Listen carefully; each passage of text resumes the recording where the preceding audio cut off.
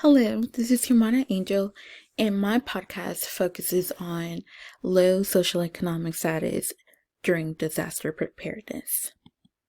While doing research for this podcast, I came across a research article on the SAMHSA website called The Greater Impact: How Disaster Affects People of Low Socioeconomic Status. So on there, it mentioned that some research has found Americans of low socioeconomic status to be less prepared than other Americans for disaster. To provide appropriate context for this finding, it is important to know that Americans in general are not well prepared for disaster. The National Center for Disaster Preparedness at Columbia University conducted a national survey in which 2/3 of respondent households, which is 65%, reported having no disaster plans or having plans that are not adequate. And according to the national survey data from Federal Emergency Management Agency, or other words known as FEMA, less than half of Americans are familiar with local hazards. Fewer than 40% have created a household emergency plan and discussed it with household members, and only about half, or 52%, reported having disaster supplies at home. So, along going with the research report that they found was that people in poverty with low incomes and less education tend to be less prepared for disaster. They pointed out that this finding may relate to the fact that some preparedness actions are costly and possibly too costly for people in poverty to afford. For example, purchasing earthquake or flooding insurance, or strengthening a home for greater earthquake resistance. In a paper about the effects of Hurricane Katrina on New Orleans, Louisiana, some residents reported that districts of the city with high percentages of people in poverty also had low percentages of people with flood insurance.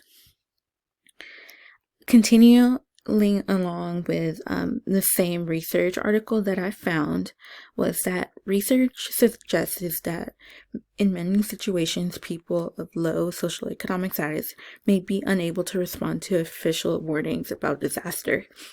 They reported on studies that found that groups including poor women, people with lower income, public housing residents, and women who are homeless or unemployed or low income status lacked money and resources needed to evacuate. So although they received warnings, they were less able to respond to them than people of higher socioeconomic status.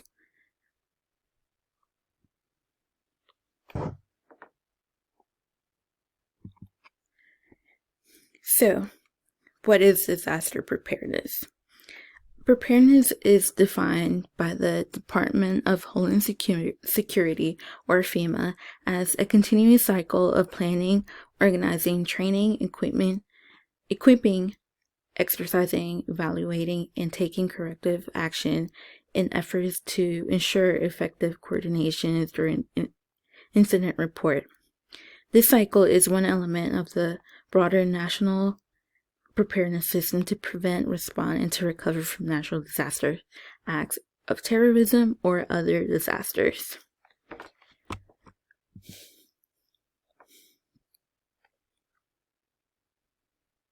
In the United States and around the world, people of low socioeconomics are more likely to live in homes that are more vulnerable to the impact of disaster than those of people of higher socioeconomic status.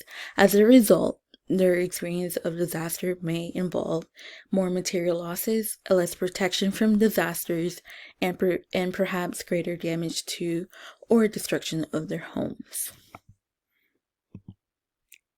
I know we will travel internationally. Recently, there has been Hurricane Eta in Honduras, which is Honduras, according to the World Bank.org, is one of the lowest middle income countries, and more than 66% of the population live in poverty as of 2016. Recently, they have been hit with this hurricane, and I found a news article at NBCnews.com where something that really highlighted was tens of thousands of Hondurans are cramming into overcrowded storm shelters. Aid workers and officials say raising concerns of that chaotic setup will trigger new spike of the coronavirus infection. One of the things that did impact me during this was that they were saying that it was so unsanitary at the shelters in one of the cities, which is San Pedro Sula, which is a serious concern because many of them have been tested for coronavirus and they have been tested positive. So, and to these people, according to the pastor, they said that their main concern is where their meal will come from rather than just the coronavirus, which is insane during these days because we are so worried about this virus and then having to deal with disaster. I think it's really heartbreaking at this point. As of this past Monday, there were over 55,000 people in 535 shelters across Honduras, and it registered that 27.7% of infections and 29.9% of coronavirus death in the country as a whole. So just imagine living in poverty and having to deal with a disaster and a health issue of coronavirus, which is another disaster to deal with. So it's two disasters and poverty at this point. Another thing that I like to point out, that ethnic minorities may be more vulnerable to fraud than the general population. Unfortunately, various forms of fraud are common during disaster. That's another thing coming back to the United States, where according to Baker and Cormier from the textbook, they acknowledge that many of people which are minorities and are living in poverty have been scammed during these disasters. For example, they give an example of when Hurricane Katrina hit. There were some con artists dressed up as FEMA officials. They were holding a jacket and a badge, and they came across and asked for everybody's information, and they reported with their information to get money from FEMA and left these people without assistance.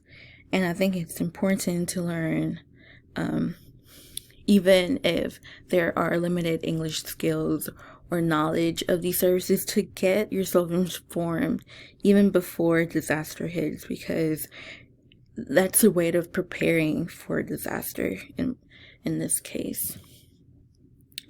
I like to point out a checklist for essentials, or like a plan your own kit for disaster, which includes water, a first aid kit, flashlight, fire extinguisher, manual can opener, non-perishable food, warm clothes and sturdy shoes, radio, preferably battery operated, and make sure you have the batteries for them, or hand cranked, cash, sleeping bags or blankets, cell phone charger, tools, prescriptions if you have any, any treats or anything comforting that makes you comfortable to eat, personal hygiene and sanitation items.